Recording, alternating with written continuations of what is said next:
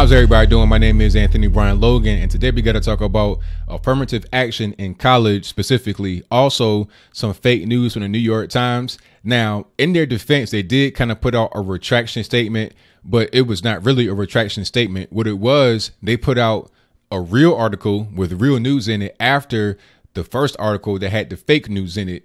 Now, the first article is the topic du jour.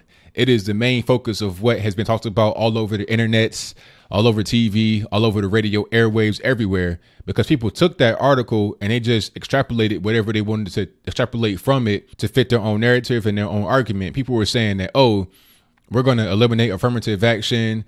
We're not going to have it anymore. This whole thing is we're trying to roll back civil rights, all kind of stuff.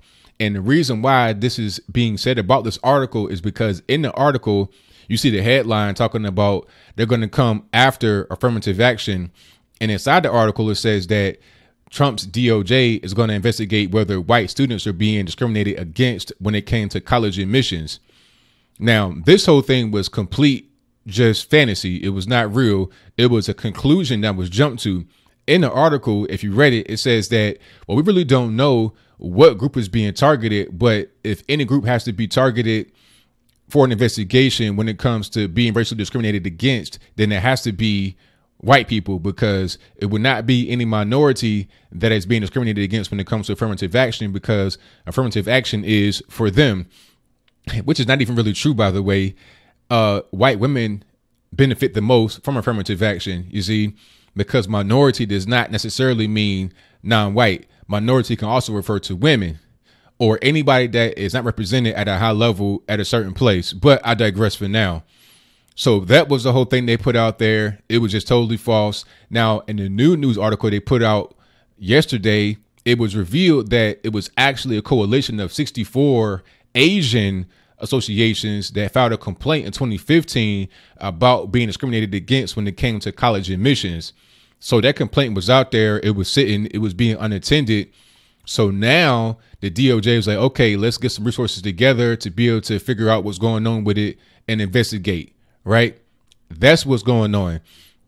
But see, the New York Times did not know that it was actually Asians. All they saw was it was an investigation happening about racial discrimination and affirmative action and college admissions. So they just made the conclusion, the guess, the estimate, the assertion that it had to be white people, because nobody else will complain about affirmative action except for whites, which is kind of racist, but we're going to move on. My thing about affirmative action is that it's not needed. I think it's a holdover from Jim Crow, because Jim Crow really was about racially based laws. And if you want to be able to get past Jim Crow, if you want to move forward in our country, then why do we have racially based laws? Right. I think everybody should be able to go to a place based on their merit. And college admissions is an extremely important topic to talk about, because the reality is that black students and also I think Hispanic students get bonus points in their SATs. So look at it like this. To get into a school, you may require a certain SAT score to be able to get in. If you're black, you can get a 230 point bonus, increase in your SAT score to meet the mark. But if you're Asian, you get a 50 point deduction in your SAT score.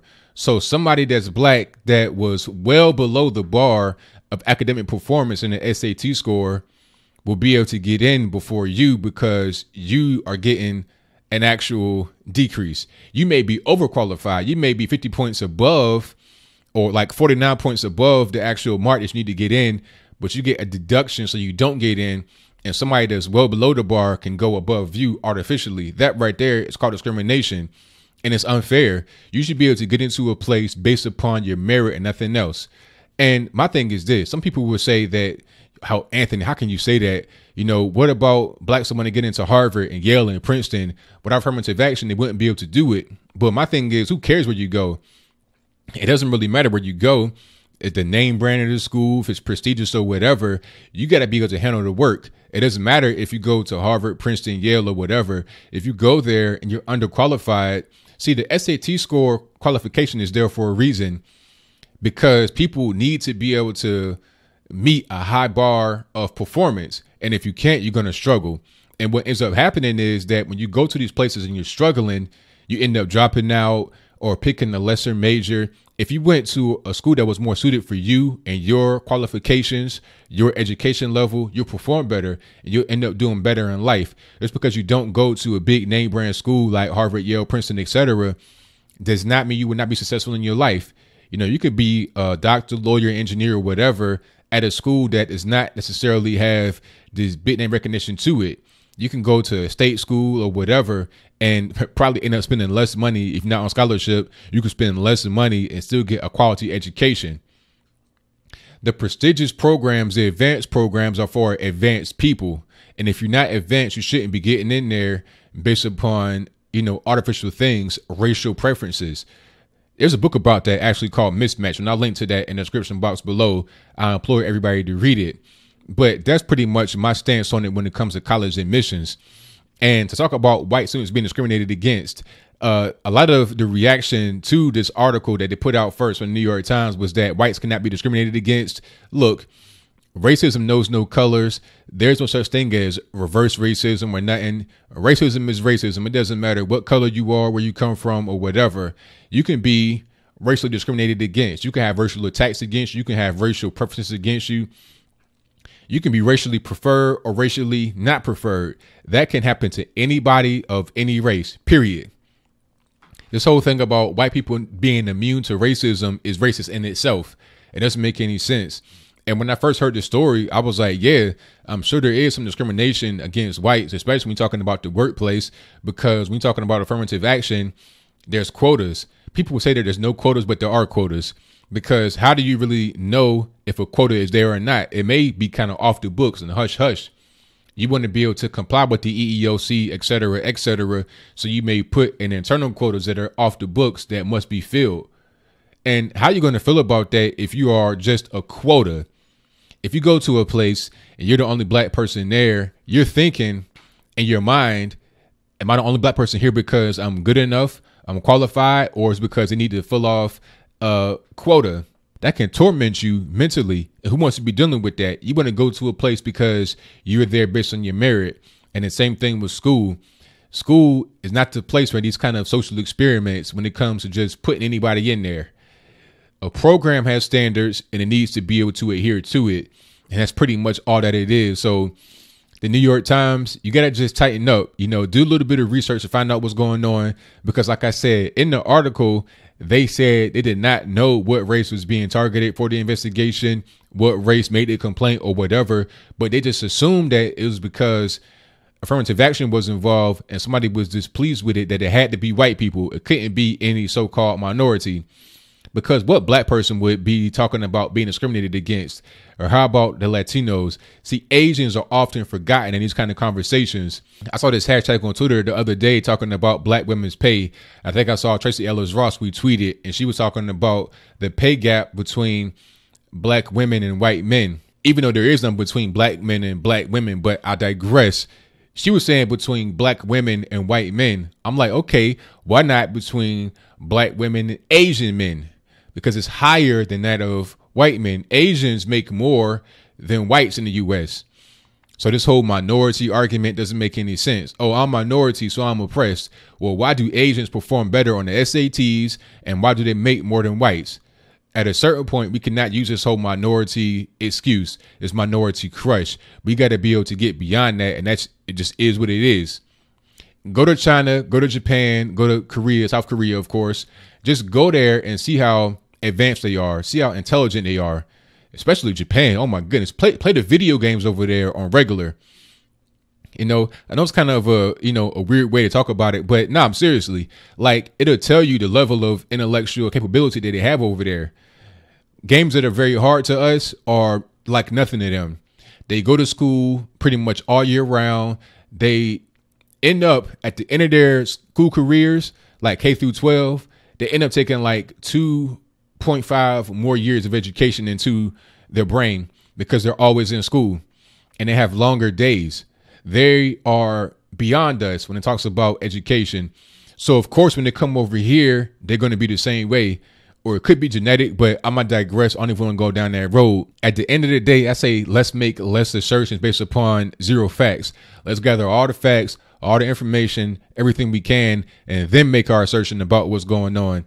and affirmative action should go away. It's a Jim Crow holdover. Jim Crow was all about racial laws. That's all it was. It was a system of racial laws that were on the books. So if you want to be able to get past that, if you want to be able to get past our racist history, the ugly history of the USA that had racism in it, let's get past Jim Crow and the children of Jim Crow, which are racially based laws. If you want to have blacks and browns or whatever perform better in school, eliminate the racial preferences when you're talking about college admissions, eliminate the 230 point or whatever boost in SAT scores, allow kids to go where they are best suited. And matter of fact, encourage them to do so. Don't say go to this high intensity program knowing that they're not ready for it. The SAT scores are a good measure of one's IQ, of one's ability to be able to perform. That should determine where you go, because you'll be able to get a good education. You'll be successful in life if you go to the right place. If you go to the wrong place, it's going to be a struggle. You might end up thinking you're not qualified to do anything. You're picking a weaker major. You're not going to be in the right state of mind and the right state of being to be able to go forward in your life and be productive when you're not in the right place to begin with. So what do you think? Do you think affirmative action is needed in 2017? And if so, why? And understand this is not just for blacks. No. It's for everybody, really, at this point, especially with the country being the way it is. It's only not for white males. And is that fair to white males? And how about Asians that get punished under affirmative action when it comes to college? Is that fair to them as a small minority in the USA? They're a very small minority, smaller than whites, of course, and then Hispanics being number 2 and blacks being number 3. They're probably like number 4 or 5. So they're a very small minority, less than 10%, probably right around 5 to 8%. Is that fair for them to be treated like that, to get punished just for being Asian, for the color of your skin, for your heritage? You get punished when it comes to the SAT scores, when you're talking about college admissions. But if you're black, you get rewarded. And the reward is not even really a reward. It's often the curse. But whatever your thoughts are, let me know in the comments below. And that's all I got to say for this video. If you like what you heard, please comment, rate, share, and subscribe. Peace. I think people read your book incorrectly who come to the following conclusion, but let me in any event state the conclusions they come to. Namely that you oppose efforts, political efforts to give equal opportunity, which in fact you do not, correct? Yes. What you oppose, as I understand it, and as your book very plainly states, is any preferential treatment that disguises objective standards. Is that correct? Yes, and particularly since the net effect of the preferential treatment, which is preferential in intention more so than in results, is that those blacks who are particularly disadvantaged have fallen further behind under these policies, that such policies have typically benefited those blacks who were well off, who became better off. And this is true also in other countries. In India, there's a program in Bombay, and someone who wrote about this commented that this program is for the benefit of the clerks, not the coolies. But that's been true in general, and that's what's true in the United States. That it's not the coolies that benefit, it's the clerks that benefit, who then aspire to higher occupations. For example, blacks who have relatively less work experience, lower levels of education, black female-headed families, all these groups have fallen further behind during a decade or more of affirmative action. Black female-headed families have had an absolute decline in real income over this span and have fallen further behind white female-headed families. At the same time, black couples who are both college educated earn higher incomes than white couples who are both college educated. So that this whole program makes it, provides incentives to hire blacks who are safe. Therefore, one will make some effort towards one's quota, but one will not take in people who might not progress enough for their promotions and discharge patterns to satisfy the government. So you make it risky to hire average blacks and more desirable to hire blacks who have not privileges, but advantages.